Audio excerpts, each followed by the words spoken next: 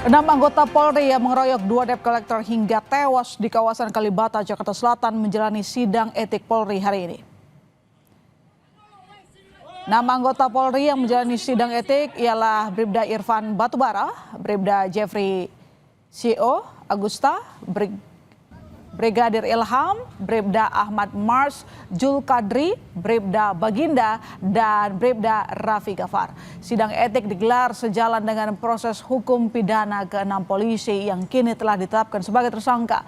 Sebelumnya, Mabes Polri menyebut ke-6 polisi menganiaya 2 debt collector karena tidak terima motor yang dikendarai rekannya akan diambil.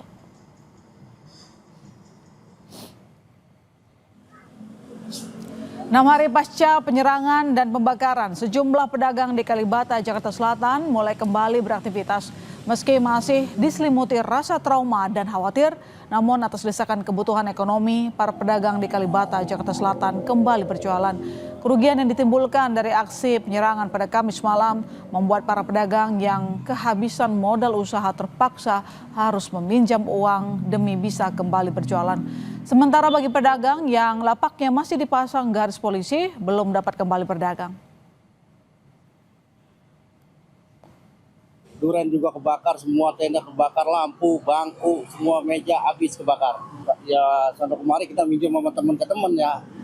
Akhirnya teman ada yang percaya sama kita ya dipinjemin gitu. Habis berapa Pak untuk bangun? Bangun ini belanja duren aja sekitar hampir habis tadi aja nih 8 jutaan. Semi permanen ini ya kasihan belum bisa jualan, apalagi memerlukan modal yang cukup banyak ini.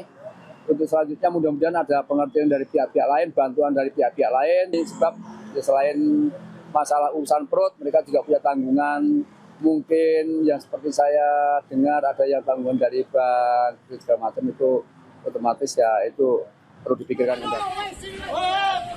Di Rumah Sakit Budiasi, apa kabar senior? 6 orang anggota Polri ditetapkan sebagai tersangka pengeroyokan 2 debt collector hingga tewas di TMP Kalibata. Karopenmas Divisi Humas Polri, Brigjen Trunoyudo, menyebut motif pengeroyokan karena pelaku tak bisa menerima upaya debt collector yang ingin mengambil motor salah satu rekannya yang juga polisi.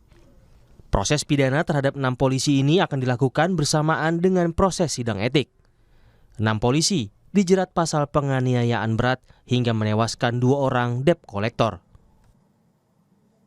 Berdasarkan alat bukti permulaan yang telah dikumpulkan oleh penyidik, para tersangka dikenakan pasal 170 ayat 3 KUHP, pengeroyokan yang mengakibatkan korban meninggal dunia. Peristiwa ketika kedua debt collector korban ya, memberhentikan kendaraan. Jadi kendaraan tersebut betul digunakan oleh anggota ya. Sehingga inilah yang melatar belakangi terjadinya peristiwa tersebut.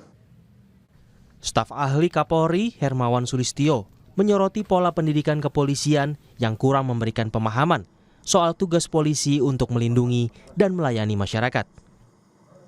Mereka kalau baru pendidikannya hanya 7 bulan, apa yang bisa didapatkan dari 7 bulan pendidikan? Yang dan diajarkan itu pertama-tama adalah kewenangan, kamu berwenang.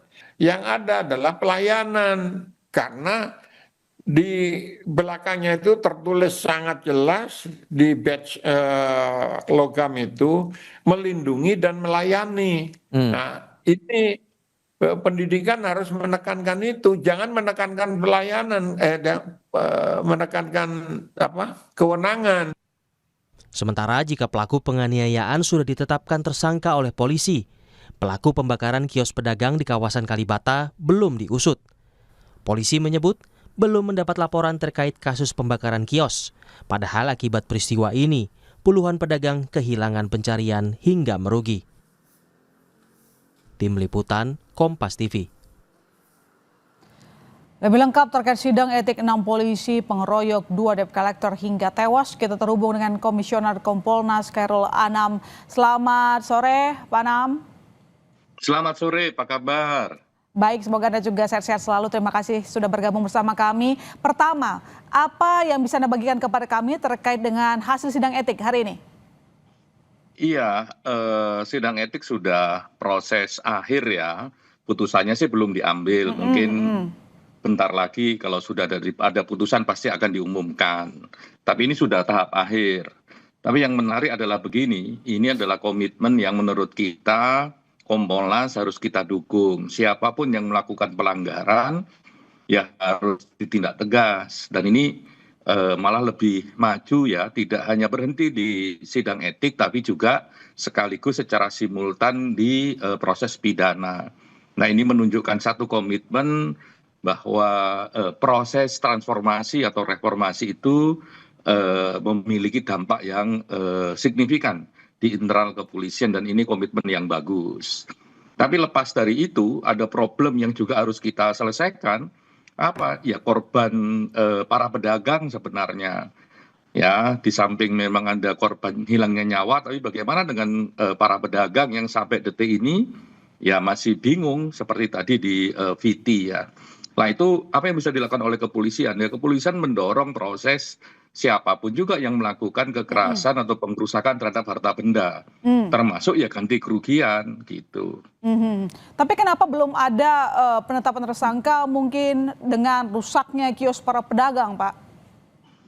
Iya, itu yang menurut kami memang di samping soal 6 pelaku pengeroyokan, penting juga untuk ngomong pembakaran ini.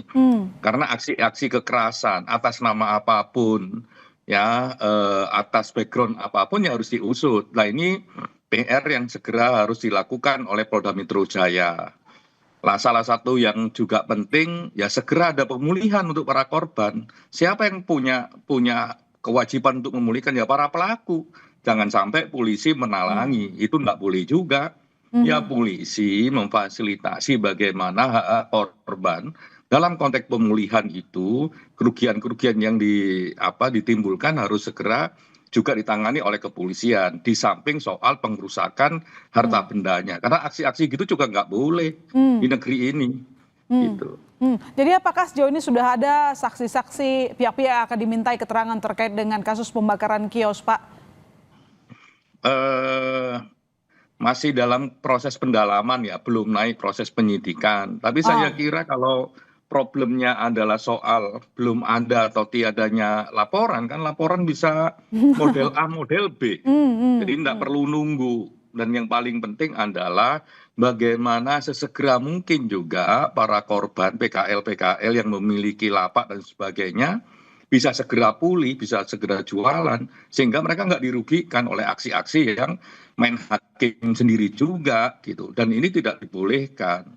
Jadi anggota kepolisian sudah diproses ya, bentar lagi pasti akan ada putusan yang maksimal dan proporsional. Jadi siapapun berkontribusi berat akan disanksi berat, yang berkontribusi sedang akan dikasih sedang, plus juga pidananya jalan. Tapi bagaimana dengan kerugian oleh yang dialami oleh masyarakat yang dilakukan oleh kelompok yang lain, ya harus diusut. Yang paling penting adalah bagaimana pemulihan korbannya agar segera mereka bisa bekerja kembali dan kerugiannya bisa ditanggulangi. Dan itu juga pekerjaan Polda Metro Jaya. Iya, ya. Dari pendalaman terhadap saksi, apakah ada dugaan bahwa pelaku pembakaran itu merupakan dari pihak debt collector? Sementara ini informasi yang belum didalami ya, ini informasi yang masuk yang harus diklarifikasi. Ya, ini bagian dari reaksi dari aksi pengeroyokan tersebut. Oleh karenanya sebenarnya tidak susah untuk mengungkap ini gitu. Apalagi saksi-saksi kan juga banyak. Dan memang sudah seharusnya pemeriksaan dilakukan meski tidak ada laporan dari masyarakat gitu ya, Pak Nam? Loh iya dong, kan mekanisme di kepolisian ada laporan A, ada laporan B, ada laporan yang bisa diambil alih oleh kepolisian, ada laporan dari masyarakat. Walaupun dalam konteks seperti ini laporan dari masyarakat akan lebih legitimate gitu. Tapi secara hukum kan sama-sama mungkin kan, Ya. dari polisi maupun dari masyarakat. Pak Nam, kita kembali ke soal sidang etik. Apakah sanksi etik ini bisa nanti berujung pada rekomendasi proses pidana? Bahkan kalau kita melihat yang ini secara simultan dan para pelakunya ini, yang 6 orang ini sudah ditetapkan tersangka, itu malah memberikan bobot terhadap sidang etik, bukan sebaliknya. Oke. Nah, oleh karenanya saya kira di sidang etik ini nanti pasti ada putusan yang maksimal, namun juga proporsional. Yang maksimal bagi yang berkontribusi memang melakukan pelanggaran maksimal, yang menengah ya akan dapat sanksi yang menengah. Saya kira akan begitu. Karena ini memang sudah dinyatakan peristiwanya peristiwa pidana, bahkan pelakunya sudah ditetapkan sebagai tersangka. Jadi mekanisme pidana ini memperberat, salah satu memperberat mekanisme di sidang etik. Oke, baik. Terima kasih Pak Anam telah bergabung di Kompas Petang. Selamat petang. Terima kasih, selamat petang.